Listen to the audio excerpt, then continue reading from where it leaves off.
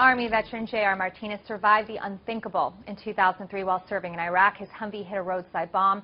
He was trapped inside the burning vehicle. Martinez suffered burns all over his body and underwent 34 surgeries.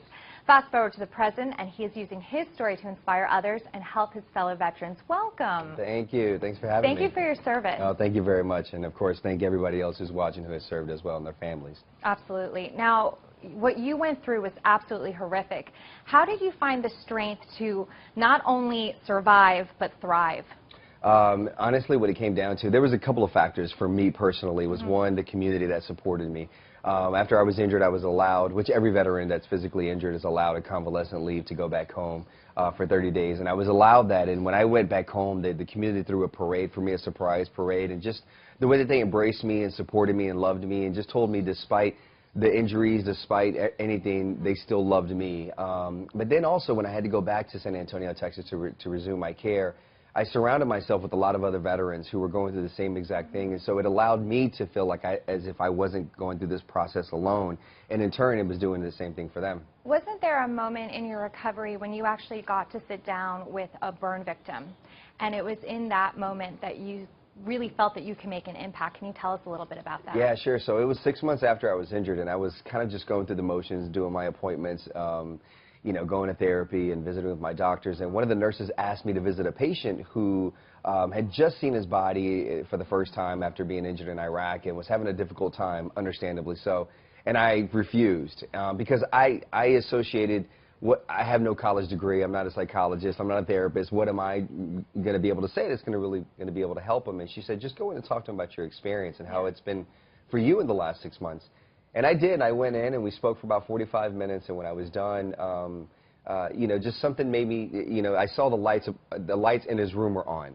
When I entered the room was dark. And when I was exiting, the lights were on. And that made me feel like I was able to shed some light on this dark road that he was going on. And so that started pretty much this whole J.R. Martinez, you know, new purpose, new way of serving. And I started visiting patients every single day. Just honestly, just being a walking, talking manual to this whole burn recovery process. Yeah, and there really is no roadmap. So for you to be able to reach out like that, that is so impactful and so important. And you've continued that in so many ways by doing a lot of partnerships with different organizations. Yeah. So what's going on with Wall Street Rocks? Because it sounds like it's rocking. Sorry, I'm so cheap. Yeah, I was going to say, I was going to let that one go, but you went there. No. Wall Street Rocks is great. I mean, it's a group of individuals that have come together from different industries, from the financial world, the industry, the entertainment field, and technology world, and just come together and said, listen, we want to do something for our veterans. And, you know, a lot of people have this misconception of thinking that when veterans come home, they're completely taken care of, you know, and there's a lot of gaps. Unfortunately, there are a lot of gaps. But fortunately, there are those gaps because there's individuals like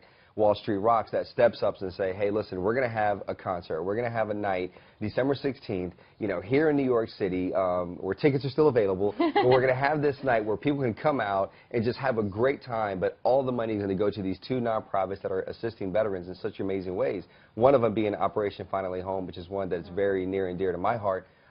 Because I've been with them since the very beginning. I'm actually on their board, and I'm a little biased, but you know, what they're able to do with the small amount of money is truly impressive in building these custom mortgage-free homes. And then you also have Hope for the Warriors that are doing a lot of great things as well. So, you know, these are two very good organizations that are doing a lot of great things that are really helping our service members and their families, and giving them the opportunity to get back to, quote-unquote, living a normal life and finding that new stability, finding that new way of life, the new normal. Finding their new normal, finding their new way. And, you know, it's really great because it's unfortunate that, you know, there's a lot of nonprofits that are out there that unfortunately are set out to take care of veterans and anybody, but not all of them are doing the right things, you know. And Wall Street Rocks has done their homework. They made sure that they're going to benefit you know, two organizations that are doing a lot of great work in this space. And so this is an opportunity for people to, as I said, as those gaps that they do exist, this is an opportunity for the community to come out, support, you know, buy a ticket, come out, have a great time. They're essentially using music to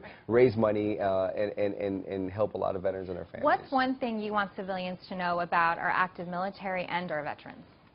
What's one thing that I want civilians to know about you know, is that we are still your sons, your daughters, your brothers, your sisters. You know, we may have this mask and we may seem a little callous, like kind of on the exterior, but yet, but when you kind of penetrate that and when you give us an opportunity, when you take the time to get to know us, when you are a little bit more patient with us, you see that there's this whole other person, this person that was there prior to the military. I mean, your brother served in the military, and I know currently he's in Afghanistan, and so this speaks to you and you understand that, and so we just want people, you know, to take the time to get to know veterans, because we are assets, we're not liabilities, we bring a lot to the table, and we just want an opportunity, want people to be patient with us and just say, hey, listen, we're not going to look at you as like you're this special case, you know, we're just going to treat you with respect because we know you've done something, we appreciate your service, and we're here to help you. What can we do? And that's why there's heroes in that, because you guys sacrifice so much, and I just thank you from the bottom of my heart. No, thank you for the time, and you know, thank you to Wall Street Rocks, because as people look at us service members